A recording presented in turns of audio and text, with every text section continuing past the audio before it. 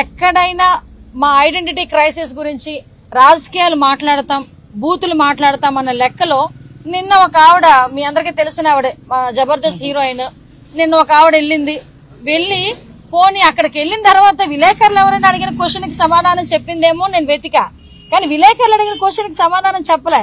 ఆవిడ ఏంటంటే కెమెరాలు కనిపిస్తే చాలు, ఆవిడకి ఏంటంటే యాక్షన్ స్టార్ట్ అంటే అలవాటు అయిపోయిందేమో, కెమెరాలు కనిపిస్తే ఆటోమేటిక్ గా స్టార్ట్ చేసేసింది. ఏం స్టార్ట్ చేసింది? మళ్ళా అరే నువ్వు వెళ్ళేవు, నీ ఇంట్లో వాళ్ళు చల్లగా చూడు తండ్రి, లేకపోతే నా కుటుంబాన్ని చూడు తండ్రి, లేకపోతే నా నియోజకవర్గ ప్రజలను చూడు, ఈ రాష్ట్రాన్ని చూడని కోరుకో. అంతే తప్పించి అక్కడి నుంచి కూడా నువ్వు అక్కడ నుంచొని ఎప్పుడైతే తిరుమల తిరుపతి దేవస్థానం కొండ మీద నువ్వు రాజకీయాలు మాట్లాడుతున్నావో ఆ రోజే నీ గొయ్యి నువ్వు తవ్వేసుకుంటున్నట్టే. ఎక్కడైనా ఎవరితోనైనా గేమ్స్ ఆడొచ్చు, కానీ ఏదో ఖాన్తో గేమ్స్ వద్దన్నట్టుగా వెంకటేశ్వర స్వామితో గేమ్స్ ఆడకూడదు. నువ్వు అక్కడే అదే స్టార్ట్ చేసావు. ఓకే, నీ గొయ్యి నువ్వు తవ్వుకుంటావో, నువ్వే పడతావో, వాట్ ఎవర్ మేబీ ఏం జరుగుతుందో జరుగుతుంది. కానీ ఒకటేంటంటే తల్లి పాలు తాగి రొమ్ము గుద్దే రకాలంటారు, వాళ్ళని మనుషుల జాతుల కింద కూడా లెక్క తీసేయాలి. వాళ్ళు ఏంటంటే తెలుగుదేశం పార్టీలో ఓనమాలు తీసుకొని, తెలుగుదేశం పార్టీలు ఇదే బోనమ్మ గారి కాళ్ళ దగ్గర ఉండి కాళ్ళకి నమస్కారాలు పెట్టుకుని 2 సార్లు టికెట్లు సంపాదించుకొని 2 సార్లు కూడా చెంప చెల్లుమంటే ఓడిపోయి బయటకు వచ్చి ఈవిడ కూడా పవన్ కళ్యాణ్ గారి గురించి, లోకేష్ గారి గురించి, చంద్రబాబు నాయుడు గారి గురించి, బోనమ్మ గారి గురించి మాట్లాడుతూ ఉంటే నిజంగా ఆవిడకి సిగ్గనిపించట్లేదేమో, కానీ తీసిన కెమెరా వాళ్ళకి సిగ్గనిపిస్తుంది, చూసిన జనాలకి కూడా అయ్యారా రామచంద్ర మళ్ళా వచ్చిందిరా బాబు అనిపిస్తుంది.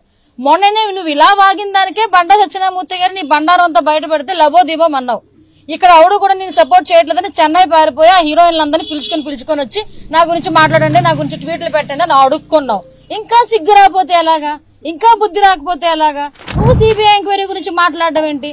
అందుకే టీడీపీ అంటే తెలుగు దుష్ప్రచారాల పార్టీ అని చెప్పి ఈరోజు అందరూ కూడా అనుకుంటున్నారు.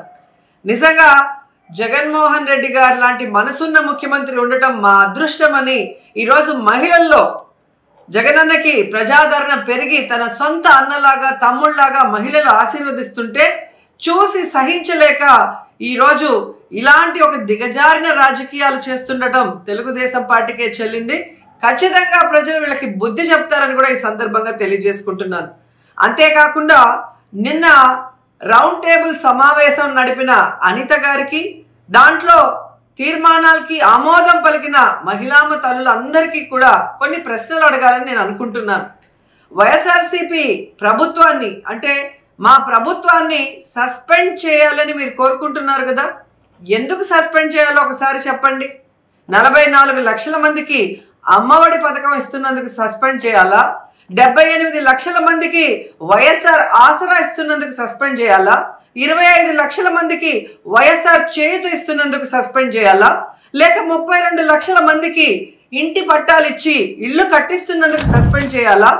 మహిళకి రక్షణ కల్పించడానికి దిశ యాప్ని, దిశ పోలీస్ స్టేషన్లు, దిశ చట్టాన్ని తీసుకొచ్చినందుకు సస్పెండ్ చేయాలా మా ప్రభుత్వాన్ని? మీరు చెప్పాల్సిందే.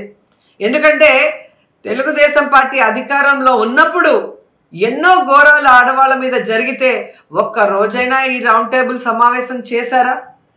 కాల్ మనీ సెక్స్ రాకెట్లో ఏ విధంగా ఆడవాళ్ళని వ్యభిచార కూపంలో దించుతుంటే మేమందరం పోరాడుతున్నా ఈరోజు మీరంతా ఎందుకు రాలేదమ్మా?